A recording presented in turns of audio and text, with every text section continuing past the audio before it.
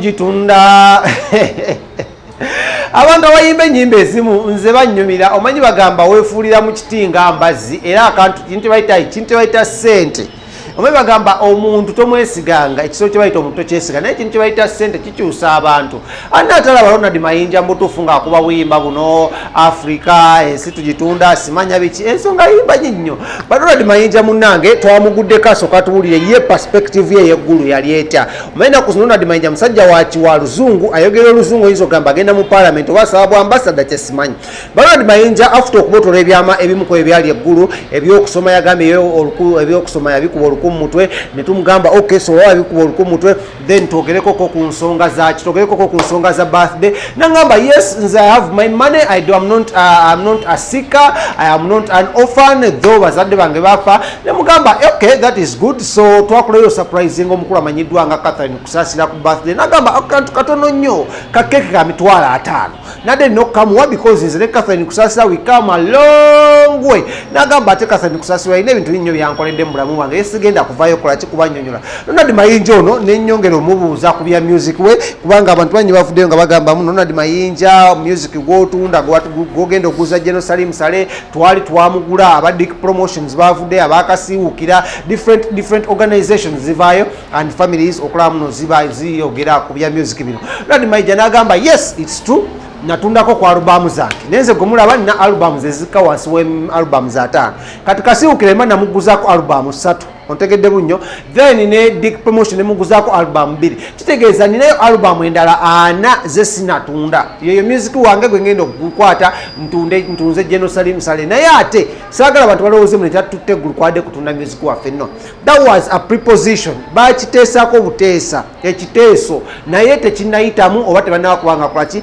nga bachi Jerusalem Sale nakubanga akibayinga so for that reason Ronald Mayinja yanyongedde okunnyonnyola ku nsonga za copyright nayongera okunyonnyola ku nsonga za album ze zonna entunde n'ezitali entunde n'agamba ate ekirala akyasobola okuyikera ku mutya n'ayimba album endala nga 10 kubanga akyali mulamu okyegedde asobola okuyimba music mpya gwasobola okubaga aguzaani Jerusalem Sale if all bali baclaiminga muno music ono yali yamukolaki bali bamugula dda nitumugamba okay fine naye kati bali bo contract egamba ya myaka emeka nagamba ine ebintu byedda twayinga tetwasoma nnyo ebintu byedda batwala nga speed balooya bedda so nyinza okuba nambaguza for a lifetime oshegedde rights zonna nenzibawa naye kigaana kubanga nze sobola okukola ki nsobola ogenda nenkola ki nempandika music mpya nengenda mu studio kwa nina studio nemuyimba nenziramu nemukola ki nemutunda so nze mwayimba music nkyaliwo kati bo kibalumira wale mugamba naye ate ensonga za kasente ka Jerusalem Sale agamba eri twali tugenze kusoma na kulobingira industry era mulinde ebintu binnya bigenda okubanga bijja naye akasente koteri nnyo kyamaanyi kikola ki kiriyo kigenda mu maaso so for that reason kaberenga kutuusako Ronald Mayinja obeere nga ate omwewulirako naye ze kinasanyukiddeko surprise yakoledde omukulu amanyiddwa nga Catherine Kusasira eya keeke y'emitwalo 5 mbadde sanko omuntu akolera surprise nga yali keeke emitwalo 5 asinga agula ya mitwalo 10 2 awe wati awe bazungira 25 naye emitwalo 5 tunabiraba naye katugenda Ronald Mayinja then tugenda kwa tugenda mu maaso namula manyi nnyo yenze Kabaka Smith subscribe nga wano wenyini ate tubeere nga tweyongerayo okay mukulu Mayinja ogamba oti bulungi mukwano oli otya beti ndi bulungi kulikayo eggulu response yali etya okuva ewa Gino kitusaba singa nga bitwayogerako mu musomo Gino atuyamba n'atukolera n'abigoberera ne bituukirira ajja kuba ayambye music wa Uganda n'abayimbi ba Uganda okutwalira awamu ate nga ajja kuba ayambye n'abo abatannatandika kuyimba naye nga balina ebitone by'okuyimba tumanyi nti Gino yaba certificate naye yabawazaaki abantu batangaaza twali musomo twagenda mu musomo twalina bingi tutamanyi okusooka nze nabeeranga nsaba entertainment ministry tuweebwe ne bwe nagendayo Gino n'agamba kansooke mbasomese n'atusomesa nti ministry yaliwoko teekerekuwa ministry yaliwoko bagita ministry of culture naye yagibwawo mu 1993 etteeka ligiteekawo lyagiteekawo 1959 naye nga ebigirimu byali binafu nga tebitambulira ku mulembe kati oguliwo so nga kitwetaagisa okusooka okutuula tubage policies zigende mu parliament ekitunemu ekiba nga kyetaagisa okuba ntuweebwa ministry etuweebwa kiba tekyetaagisiza babe nti batuwabula mu mbeera efaanana bwetyo yatuteeka kakiiko ka UNCC, Uganda National Cultural Center, kakati board ya UNCC yekola ku mateeka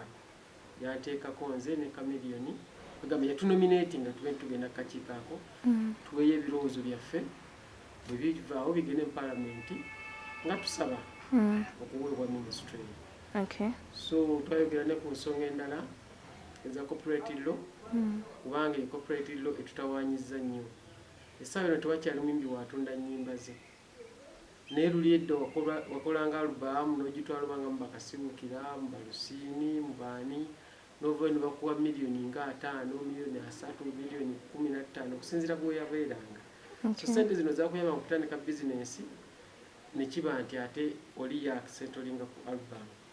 Naye kati tekikyaliwo olaba nti omwana bw'aba tayimbye ku kivulu tasobola kusurvivinga. So ebyo tusaba nti singa atuyamba kuba tubbira ennyimba kyali tuyambye ebintu bye twali twogerako n'okuba nti atusomesa tulina kutambula tutya tulina kuyiga tutya okusevinga ne tusaba okufunirayo kooti ng'ey'abayimbi wakakati beti ne bunvuma sirina gyekuluupa ate gwe oba tokimanyi nti otta bizinesi singa ovuma erinnya ly'omuyimbi katugambe nti omuyimbi yeeyise Chameleon eryo liba linnya lye lya kampani siri erirye naye liri erinnya mwakolera ki bizinesi kati bwadda kuli n'olivuma kisaana kyenkanankana nga bw'otula n'ovuma oba Coca-Cola oba Minowota kitegedde bulungi ate nga bali kyembavuma naye yo omuyimbi muvuma timususse oluusi kati aze eggulu wabayo abantu bangi wagendayo abasomesa wagendayo abasawo abalimi abaki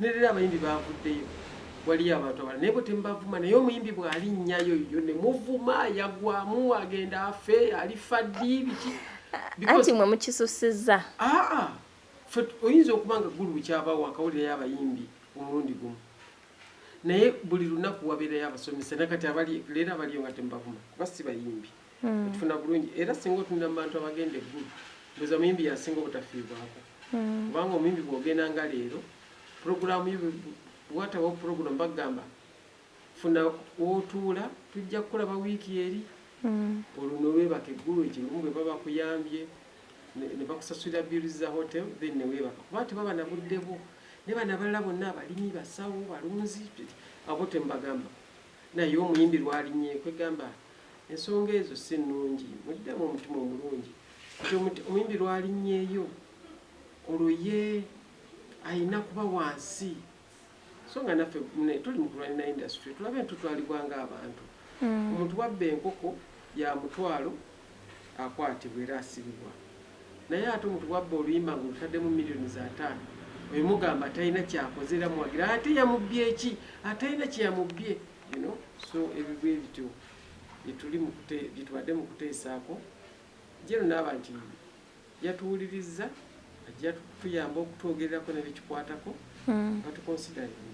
Okay, tulaba nti no Jenna atali muyimbi atamanyi na procedures za luyimba tambula ate ye abeera atya nti no yabawa amagezi tulaba nti no mulinga abatunda industry munange nedda sikutunda industry lwakuba gwotwebwa Jenna kati tulina we tutatuuse tulina ne baganda baffe bali mu parliament betwasuubira nti bajja fronting etteeka lya copyright nabo ndowooza bakyakikolako bw'obanga onoonya obwenkanya otambula mu buli makubo naye Jenna y'omu si yekka y'omu ku bantu abangi abatuviiridde okusobola okutundiriza ate munnange omulabawo nga musirikale naye amanyi bingi ebikwata ku industry yes so yatusomesezza ebintu bingi muyimbi asevinza atya n'atusomesa music economics ebintu yabifayiringa ddadda singa opaakale n'alikulaze n'ekitabo wano ekinene nnyo kyeyakubedde ekyabayimbi ye gwomu ku bayimbi abatundanga edda albums ate nga tulaba essaawa eno gwomu ku bayimbi ababeera eggulu ate nga mulina okuddamu mutunda ennyimba ezo temugenda tandikawo entalo wakati w'abantu abazigula edda nga bakasiwuukira nemmwe abaliwo kati temuli kyakuddamu kutunda nnyimba wabula kyenjagala okutangazaamu nti abayimbi balina ennyimba ze baatunda ebiseera ebyo naye ate balina ne ze bataatunda kakati nze alubamu ng'eya Claire nagitunda necklace nagitunda ndowooza nenja kulondola nagitunda nenina ze saatunda nga bw'ogamba tuli ku bunkenke sina gwe naluguza Africa sina gwe naluguza. Lunkeke tewalutunda? No, salutunda. Twolya nti waluguza ab'NRM. Ebyo propaganda bamwe ab'NRM balugula balukozesa eki. Lunkeke salutunda, Africa salutunda, Land Road salutunda, zino simanyi twala nanguzi sazitunda, Doreen sazitunda, kwega mulimu nnyingi nnyo zo batewatunda. N'olwekyo mulimu ennyimba ze tubadde tuyimba, ng'oluyimba buyimbi kwagala bwagazi. Kikulumye n'oyimba. Kati muleke kitwala nti omuyimbi buli luyimba lwalina yalutunda. Kiba kya buntu bulamu, eyamugula n'agamba omuyimbi ono alina alubamu 2. Naye nze nagulako 6. 14 si zange. Kifuna bulungi. Naye bw'okyogera bwogezi jjumula nti ennyimba ze zonna nazigula, tekiba kirungi. Abayimbi balina ennyimba ze baatunda, naye ate balina ezisinga obungi tebazitunda. Yegwe omu ku bantu abagenda otunda ennyimba zaabwe bagwe tolimu? No, sinawulira ku kyakutunda nnyimba tekinnabaayo, wabula tukola ku kyakutereeza industry na corporate law. Okay. Ogambye nti n'abayimbi bagenda eggulu ensi eyina engeri gyewuumamu gyekyankalanamu n'ensi ensi eyina engeri gyekirabamu. Omukulu Bobi Wine yagamba nti munfuuse basabirizi, obeera nti mugenda ne musabiriza leero ne musabiriza enkya ne musabiriza luli. Bwe yagamba?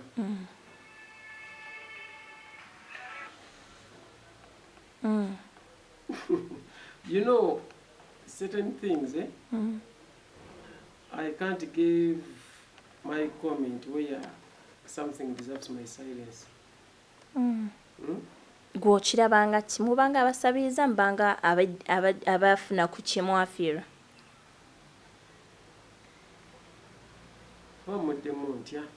For that,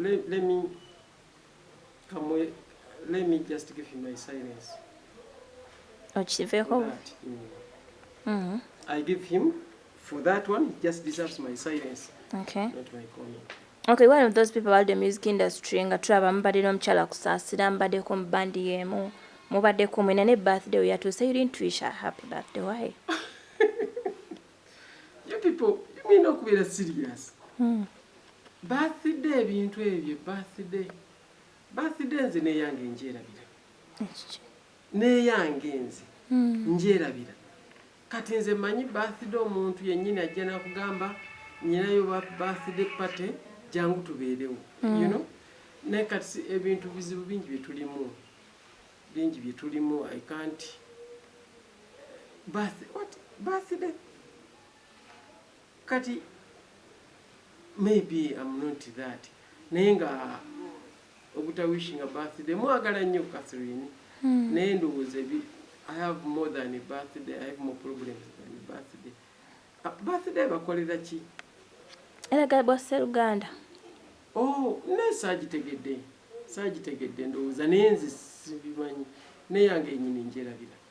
So bw'aba ne birthday tebagula keeki. Ngenda mugulira keeki. Andi yeyiseeko. Kati weeyitako omuntu keeki tagirya. Osoomuwa eba belated. Abagirani? Happy belated. Happy belated. Birthday. Owandikako ku keeki happy belated. You're right. Ogenda gula omuwe? Njamuwa keeki. Okay. Ebyogerebwa abantu era ekya posting dwa kuba yabadde account yo basi accounting agamba nti agenda vam NRM. For what? For happy birthday? Ayinza oba ayina ensonga ze. Are you sure? Lwaki ng'avamu NRM? NRM oyina kugibaamu ng'ogigattako. Toyina kufa gundi anjagala gundi tanjagala, gwefa ku kyogigasseeko. Nze nsubira yalibadde issue. N'ensi eno nga bw'ogirabamu toyina kujja ensi ekwagale. Ensi ejja kukwagala lw'ekyo kyogigattako. Ofuna bulungi. So abamu siraba lwaki ensi erina okukwagala nga togigasseeko. So afube bufubi ayongere okufuna kyagatta ku NRM, bino ebyomwagala bigenda kufuuka automatic. Omukulu Bajje yavuddeyo gye n'agamba nti no geno yandilekeddeawo bayamba. Gwe wakiwulidde wawulidde otya? Geno lwaki ng'alekeraawo? Geno ndowooza abantu bakitwalira nnyo mu perspective nti abayimbi bagenze Geno kumusaba ssente. Geno ebyokutuyamba tetumusaba ssente. Tugamba nti tuyina ebizibu nga industry nkugambye corporate law yaffe ekyaganya okuyitamu nenkunyonyola nti twagala ministry eyaffe etutwala era bwe twayogedde nejjeno n'atugamba ministry nga temunnagifuna musooke mugende ku UNCC board mufune kyetuyita policies mubage policies mu policies mwe mujja okusinziira okulaba oba parliament ekiyisa bawe ministry oba tekolaki oba tekiyisa so byebintu byetuliko ne Jeno byabayogerako.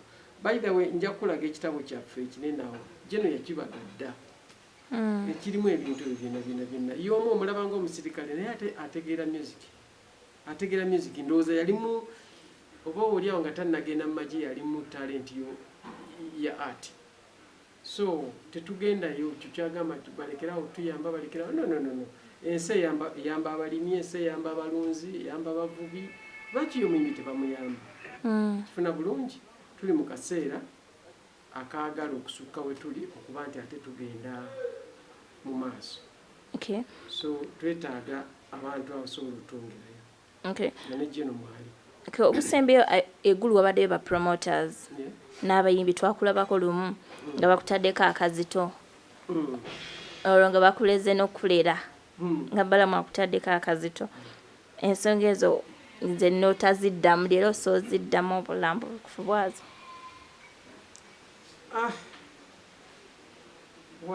kuba tulaba nti ne bano bakubamu ebituli yes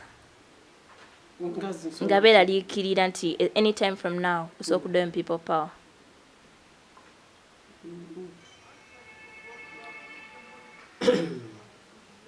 sizabamu makulu bye bayogera sibirabamu makulu kati amakulu noonya manoonyo okuba nti ngaddamu naye ng'ogenda sigala ku kigambo kyo nti oli wa NRM no more changing makulu why not anti ensi eyinza okudda ku bunkenke ogwokubiri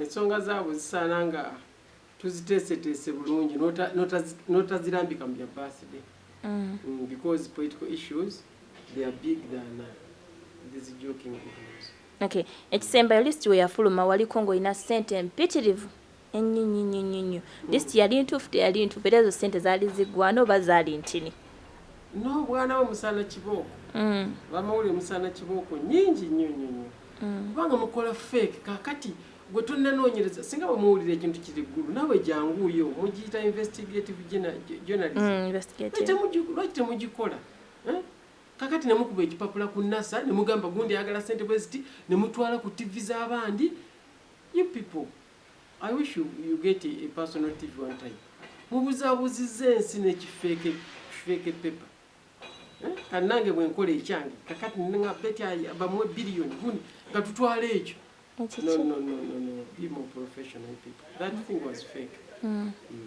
Yeah, it was fake, but the fact is, wabanga bagambye to compensate musicians, what do you think should be given to you guys? Okay, you personally. I first think of it. I first think of what I lost, what they are talking about as a compensation. Then I file in. Okay. Your last message to the fans. To the fans, bannange ba fans, wano wetutuuse wokya. Okuva we tuli okudda walala wokya kyova olaba ennaku zino abayimbi emitwe gibatokota tutuuse mu kaseera ka covid music atwetaagisa omukola ennyo okusinga bwe twali tumukoze video ziri expensive ennyimba ziri expensive ab'amawulire tukubagana n'olwekyo kano akaseera banaye temunyiiga musooke mwetegereze ladders we zitambula bwe tujjira tujja kukkakkana tukomewo manyi muli banyiivu naye musooke mukakkanemu tujja kukola ekirungi naye wano we tuli tukyakubagana bannamawulire wano tebannadda mu sisitimu naffe oba nammwe mwenga mmwe tukubagana gw'ojja n'akakamerako n'ogamba kakati kino nakino n'olwekyo bafanizi tukyalina mmwe tujja kuyiya ennyimba ennungi tujja kutambula naye wano we tukyali wano wakyaliwo omutawaana